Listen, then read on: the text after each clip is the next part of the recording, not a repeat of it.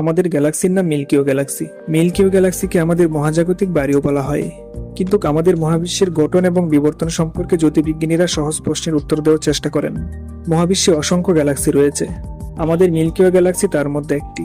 এটি অন্ধকার রাতের আকাশে একটি দীপ্ত ব্র্যান্ড হিসেবে দেখা যায় এবং মানুষ দীর্ঘকাল ধরে মনে করেছিল যে মহাবিশ্ব একটি একা ছায়াপথ নিয়ে গঠিত। কিন্তু 1924 সালে এডউইন হাবল বেশ কয়েকটি সর্পিল নীহারিকাতে পরিবর্তনশীল বলে চিহ্নিত করেছিলেন। তিনি এই চিহ্নিত তারাগুলোর দূরত্ব গণনা করেন, তারপর পর্যবেক্ষণ করে প্রমাণ করেন যে এই তারাগুলো আমাদের মিল্কিও থেকে অনেক দূরে অবস্থান করেছিল। তখন তারা বুঝতে পারেন যে এই নক্ষত্রগুলো মিল্কিও গ্যালাক্সির বাইরে অন্য কোনো ছায়াপথের সদস্য ছিল। তখন থেকে জ্যোতির্বিজ্ঞানীরা পর্যবেক্ষণ শুরু করেন এবং মহাবিশ্বে কতগুলো গ্যালাক্সি রয়েছে তা খুঁজে বের করার চেষ্টা করেন। তারপর 1995 সালে হাবল ডিপ ফিল্ড পর্যবেক্ষণ করার পরে একটি নির্ভরযোগ্য চিত্র সামনে আনে এবং তারা অনুমান করেন যে মহাবিশ্বে আরো অনেক ছায়াপথ রয়েছে। আর এটি ছিল মহাবিশ্বের প্রথম এবং বাস্তব শত শত ছায়াপথ প্রকাশ করার একটি ছবি, যা আগে কখনো দেখা যায়নি। হাবল এবং অন্যান্য যন্ত্রের সাহায্যে অতিরিক্ত গভীর পর্যবেক্ষণের ফলে আরো তীক্ষ্ণ এবং আরো দূরবর্তী ছায়াপথগুলো শনাক্ত করেছিলেন। এই পর্যবেক্ষণগুলি থেকে জ্যোতির্বিজ্ঞানীরা নির্ধারণ করেছিলেন যে মহাবিশ্বে মোট 120 বিলিয়ন ছায়াপথ রয়েছে।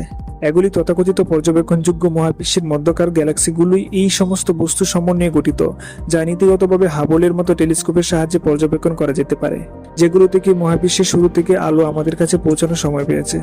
মহাজাগতিক দিগন্ত হিসেবে পরিচিত এই সীমারেখা অতিক্রম করে মহাবিশ্ব চলতে থাকে। ঠিক কত দূর যায় তা একটি উত্তরহীন প্রশ্ন।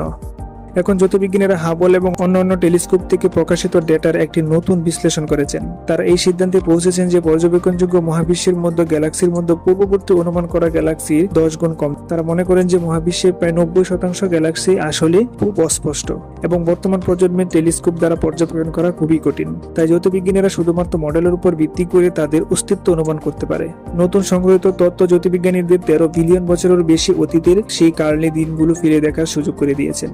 আর সেই দিনগুলির দিকে ফিরে তাকালে বোঝা যায় মহাবিশ্বের ছায়াপথগুলোর ঘনত্ব আজকের তুলনায় 10 গুণ বেশি ছিল। এই ছায়াপথগুলোর অধিকাংশই ছিল তুলনামূলকভাবে ছোট এবং তীক্ষ্ণ ভরের সাথে মিল্কিওকে ঘিরে থাকা স্যাটেলাইটগুলোর মতন।